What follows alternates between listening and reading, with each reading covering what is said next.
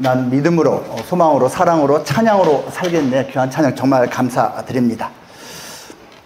오늘 하나님 말씀 같이 읽어볼까요? 순서지에 나와 있고요. 사무엘상 제1장 10절부터 20절까지 말씀입니다. 조금 길지만 교대로 같이 읽기를 원합니다. 제가 먼저 10절 읽고요. 여러분이 그 다음 절 읽으시면 되겠습니다. 10절 제가 읽습니다. 한나는 마음이 너무나 괴로워 울고 또 울면서 여호와께 기도했습니다. 그리고 맹세하면서 말했습니다.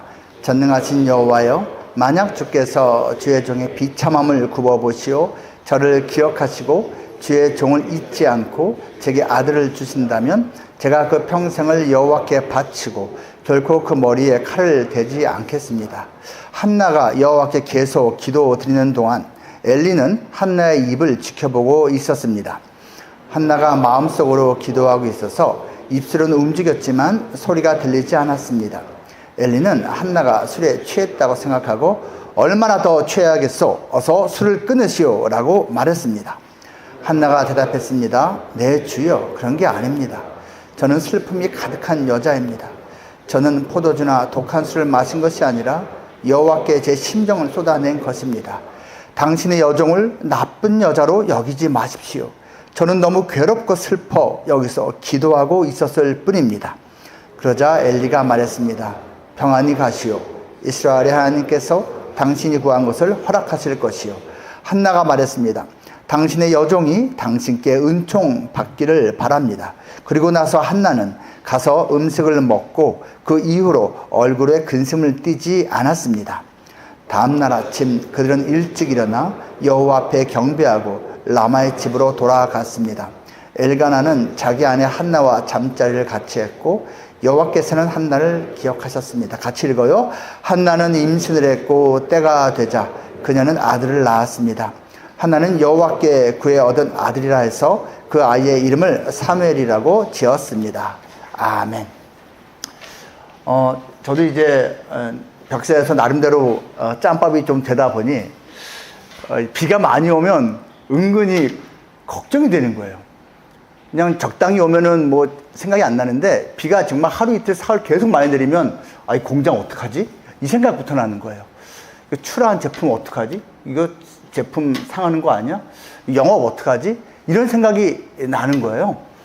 정말 이렇게 건축 업계에서는 비 오는 게 결코 이렇게 썩 바람직하지 않다라고 저는 알고 있는데 벽산 생각을 하면서 주님 도와주십시오. 그 지역만 좀 비가 안 내리고 또는 건설 현장에만 좀 이렇게 약하게 내리고 하면 좋겠습니다라는 생각까지도 저는 합니다.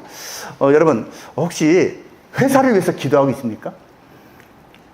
기도라는 것이 정말 이렇게 먼 뜬구름 잡는 것이 아니라고 제가 말씀을 드렸잖아요.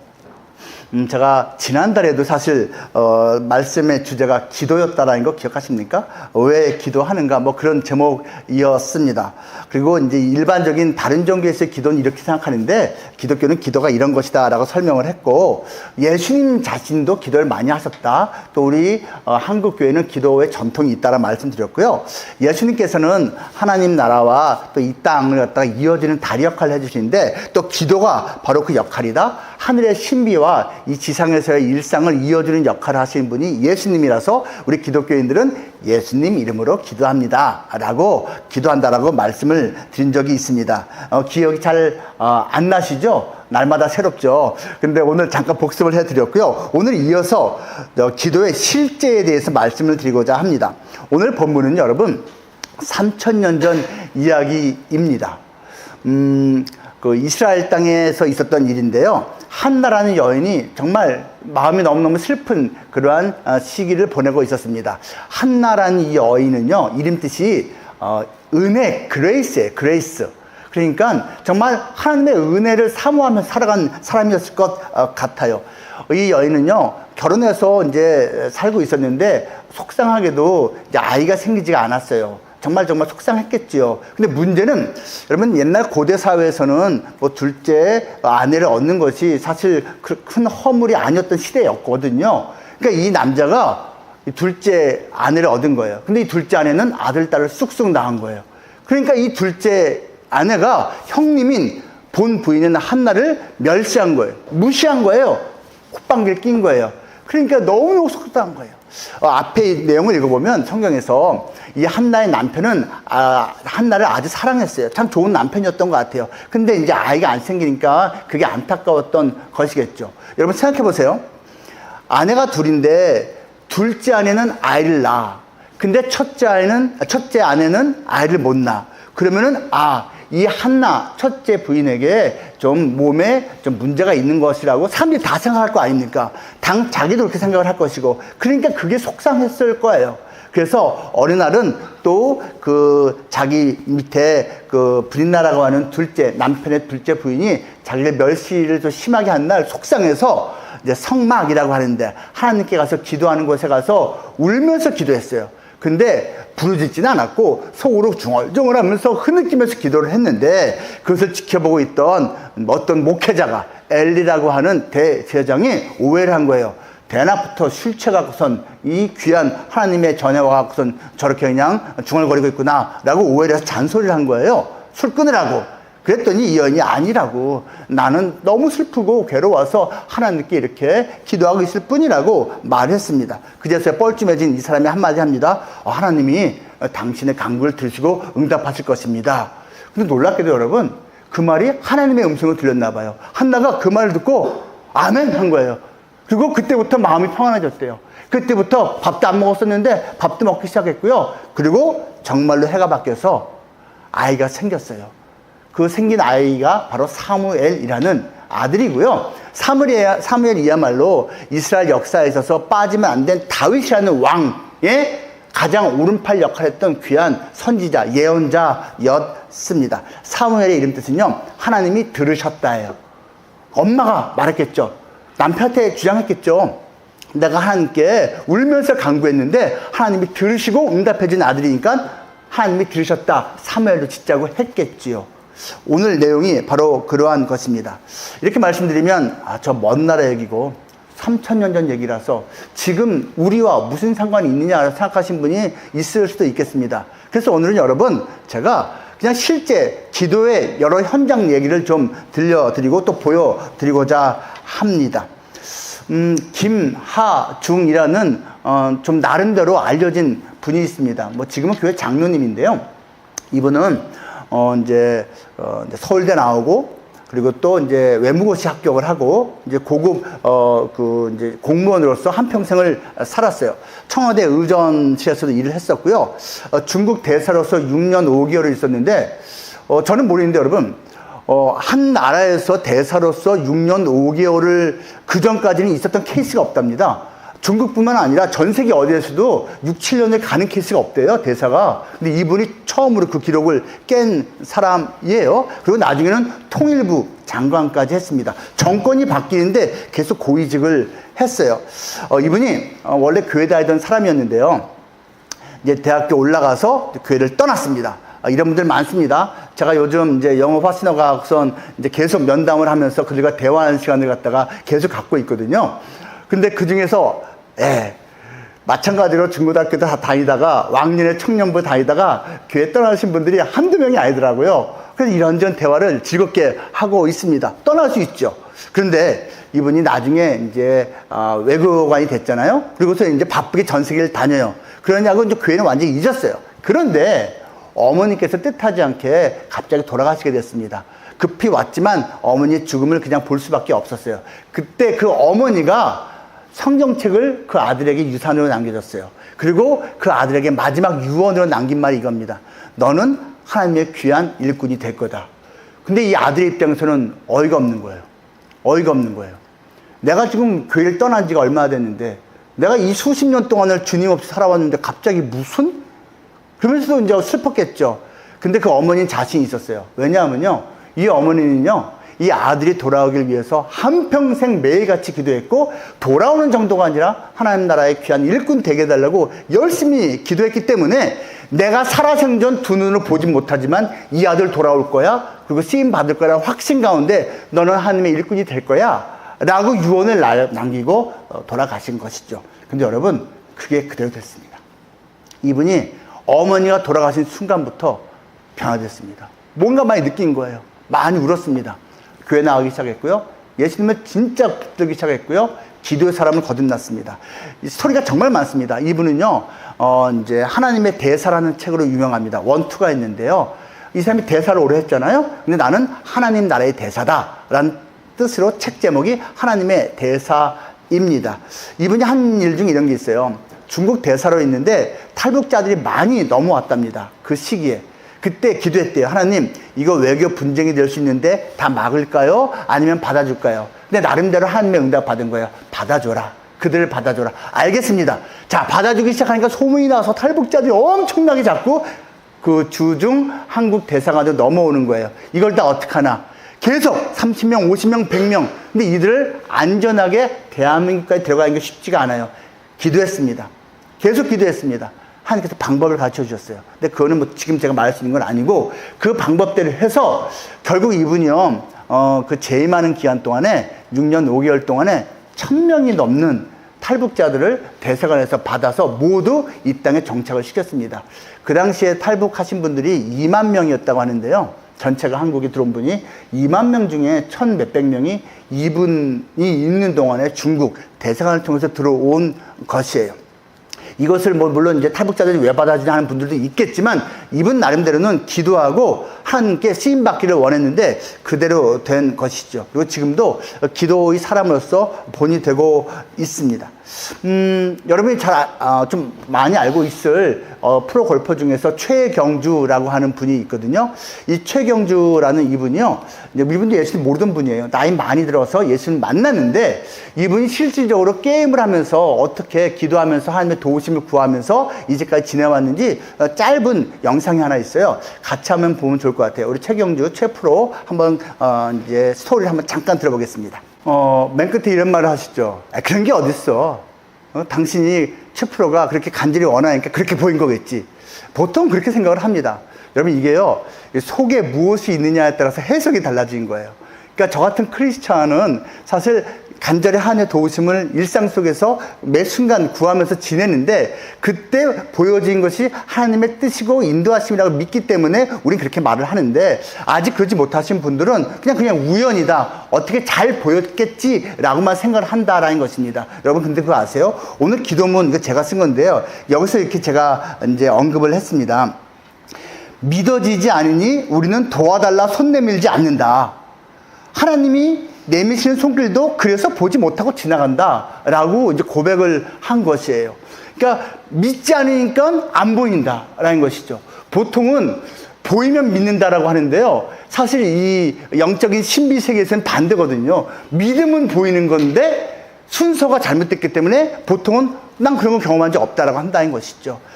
여러분, 물론 이제 꼭 교회를 잘 다니고 기도를 평소에 열심히 해야지만 뭐 하나님이 다 응답하시냐, 그건 아닙니다. 특별한 경우에는 하나님께서 특별하게 응답하신 케이스도 있는데 우리 한 가지 영상을 더 보면 좋을 것 같아요. 최선규라고 하는 아나운서인데요. 이 아나운서가 어떻게 예수님을, 하나님을 만나게 됐는지 실제로 있었던 얘기니까 한번 잠깐 또 들어보시면 좋을 것 같습니다. 사실은 이게 이제 특별하게 보이지만 이게 일상 속에서, 평범한 삶 속에서 우리도 사실은 체험할 수 있는 것들입니다. 저렇게 힘든 상황을 체험하라 그런 것이 아니고요. 우리의 삶이 평범한데 평범함 속에 사실은 기도를 통해서 예수님을, 하나님을, 그 살아계심을 체험할 수 있다라는 것을 말씀을 드리는 것입니다. 제가 언젠가도 말씀드린 적이 있잖아요. 제가 이제 수년 전에 뇌종양 판정을 받은 적이 있다고 말씀을 드렸잖아요. 여러분, 뭐 결과적으로 말하면 이제 오진이다라고 나왔는데요. 이게 말을 쉽게 해서 오진이지 딱 그 판정을 받았을 때는 이게 오진일 거야라고 생각을 할 수가 없는 상황이었습니다. 제가 이제 제가 엑스레이하고 CT하고 MRI 세 가지를 다 찍고선 세 개의 필름을 다 걸어놓고 그 뇌 전문의 의사가, 그 박사님이, 그 교수님이 제 앞에서 설명을 했거든요. 이거는 심해도 너무 심한 거니까 당장 입원하고 빨리 2주 내로 수술해야 한다는 말씀을 하셨었거든요. 그리고 제가 그 말 듣고 저에게 시간을 달라 하고 일주일 동안 제가 이제 기도를 했습니다. 자동 금식이 됐어요. 자동 금식. 밥이 안 넘어가거든요. 그래서 이제 금식 기도를 하면서 하나님한테 제가 회개부터 했습니다. 제가 하나님하고 약속을 한 걸 깬 적이 있었거든요. 심하게 깼습니다. 완전 일방적으로 깼습니다. 하나님께서 이거 하는 게 좋아 라고 말씀하셨는데, 하나님 없던 걸 합니다 하고선 깨고 나서 이제 직후에 고일이 벌어졌거든요. 그래서 하나님께 잘못했다고, 정말 잘못했다고 회개하고, 그리고 하나님 이미 진단을 받아서 이게 진짜일 것 같긴 한데, 하나님 이거를 하나님께서 다 해결해 주시면 제가 원래 약속했던 그대로 하겠습니다 라고 일주일 동안 내내 금식하며 기도했어요. 근데 일주일 후에 병원에서 다시 만났는데 오진이었다가 이제 답이 나온 거예요. 그래서 저도 하나님께 약속한 대로 약속을 지켰습니다. 그 약속을 지켜서 지금까지 이제 지내고 있는 것이죠. 여러분, 우리가 일이 딱 막혔을 때, 특히 크리스찬들은 잘 들으시면 좋겠어요. 그 일이 막혔을 때 뚫는 비결 중에 하나가 실은 회개일 수가 있습니다. 저같이 말이에요. 이 잘못한 하나님과 약속을 깨고 하나님 앞에 저 어리석은 모습이 있는 것이 사실은 나의 앞길에, 우리의 앞길에 어떤 큰 걸림돌로 작용할 수가 있거든요. 근데 회개할 때 이것이 치워지는 그러한 역사를 사실 크리스찬들은 인생에 몇 번은 경험하게 됩니다. 그리고 회개뿐만 아니라 기도하면서 그 장애물이 치워지고 또 낮아지는 그러한 경험을 하게 된다는 것이에요. 쉽게 말하면 이것입니다. 기도는요, 큰 산도 평지가 되게 만드는 능력이 있습니다. 그런데요, 기도가 없으면 인생은 연약하기 때문에 평지도 큰 산처럼 여겨질 때가 있다라는 얘기예요. 그러니까 이 기도라는 것이 큰 산도 평지가 되게 만드는 파워가 있으니 이것을 놓친 건 너무 아깝다라는 것입니다. 제가 언젠가 또 이것도 한번 말씀드린 적이 있는데요. 아마 잘 기억 안 나실 거예요. 제가 군대 다닐 때 제가 다니던 그 시골교회, 저는 카투사였기 때문에 입출입이 자유로웠거든요. 군대 왔다 갔다, 바깥으로 왔다 갔다 했거든요. 다니던 그 교회에 그 여자 전도사님을 제가 이제 우리 청년들이 도와줬던 이야기입니다. 겨울이었는데, 제가 우리 토요일 날 그 청년들하고 전도사님 이제 사택, 교회 안에 있는 데를 갔는데 전도사님이 없는 거예요. 그래서 문을 이렇게 열어봤는데 너무 추운 거예요. 아궁이를 봤는데 아궁이가 막혀 있어요. 이게 평소에 연탄도 뗄 수 없는 거였죠. 그러니까 이불을 2장을 깔아놨더라고요. 거기서 그냥 생활하는 거죠. 부엌이라고 방 옆에 조그만 뭐가 있는데 냉장고도 없고 너무너무 초라한 거예요. 근데 거기서 이 전도사님은 생활하시는 거였어요. 너무너무 마음이 아팠어요. 진짜 마음이 아팠어요. 그래서 청년들 몇 사람과 같이 한 25만 원인가 모았습니다. 여러분, 이게 1980년대 얘기예요. 지금 25만 원하고 차이가 좀 있겠지요. 80년대 얘기니까. 그래서 같이 토요일 날 나가서, 그 다음 주 토요일 날 나가서, 며칠 후에 나가서 이제 이 청년들하고 같이 3가지를 사왔어요. 냉장고 요만한 거 1개 샀고, 그 다음에 전기장판 1개 샀고, 1가지 빨간색 파카, 오리털 파카를 샀습니다. 그 25만 원 들었어요. 3가지가. 이 3가지를 예쁘게 포장을 해서 그 전도사님이 신방 간 사이에 방에다가 이렇게 놓고선 왔으면 선물로 드린 거죠. 근데 주일날, 그 다음날 주일날 청년부 예배 시간에, 이런 예배 시간에 이분이 여기 나타났는데 눈이 이만큼 붓고 나온 거예요. 울어갖고선 이분이 그 예배 시간에 이 마이크를 잡고 설교를 짧게 하셨는데 자기 얘기를 한 겁니다. 이런 얘기를 하셨어요. 자기가 중학교 때 교회 다닌 이유 때문에 아버지한테 쫓겨났다. 옛날에 그런 게 있었습니다, 여러분. 교회 다닌다는 이유 하나만으로 집에서 쫓겨나는 게 있었는데 여자인데 쫓아내버린 거예요. 중학교 때 나와서 중고등학교를 공장을 다니면서 야간 중고등학교를 다녔다. 그리고 대학교는 신학교를 가서 전도사가 됐다. 근데 세월이 벌써 10수년이 흘렀는데도 아버지는 나를 받아주지 않아서 집에를 그동안 못 갔다. 물론 매일매일 기도하고 있지만 집에 가고 싶은데 항상 안타까움이 있었다.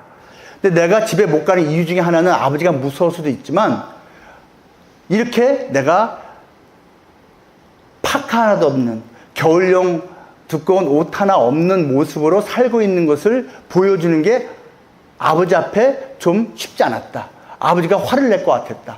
그래서 고민이 있어서 편지를 썼는데 여동생에게 편지를 썼다라는 거예요. 내가 이렇게 지내고 있는데 미안하지만 나한테 파카 하나만 좀 사서 보내주면 고맙겠다. 이왕이면 빨간색으로 편지를 썼어. 그리고선 우체통에 넣으려고 하는데 이 편지를 받고 내 동생이 아빠 엄마한테 말하면 어떡하지? 그러면 그렇게 살려고 네가 예수쟁이가 됐냐라는 말 또 들을 것 같아서 고민하다가 우체통 앞에서 그 편지를 찢어버렸다는 거예요. 그리고 자기 방에 돌아와서 하나님한테 울면서 기도했다는 거예요. 하나님, 불쌍히 여기소서. 나를 불쌍히 여겨 주십시오. 하나님, 나 파카 하나만 주세요. 파카 하나만 주세요. 라고 그렇게 기도를 했다는 거예요.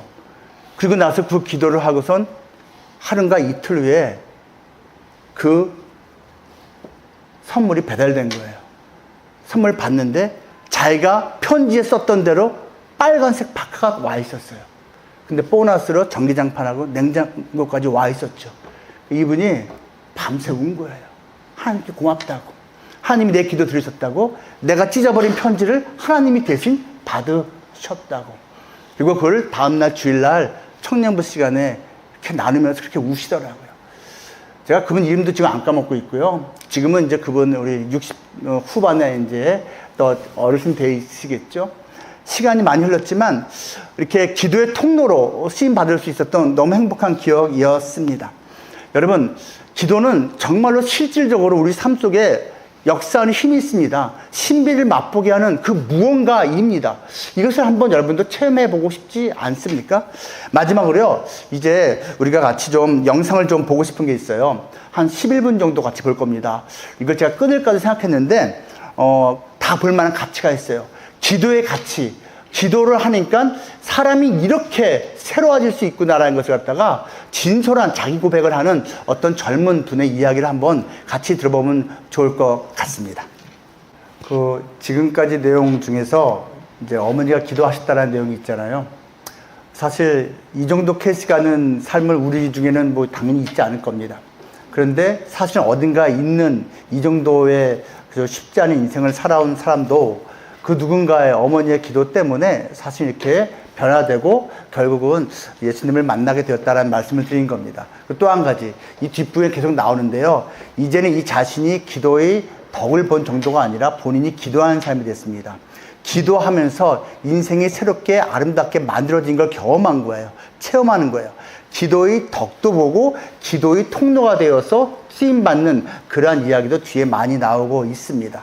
오늘 저는 평범한 삶 속에서 신비를 경험할 수 있습니다라는 제목으로 말씀을 드리고 있습니다. 그리고 그 통로가 바로 기도입니다.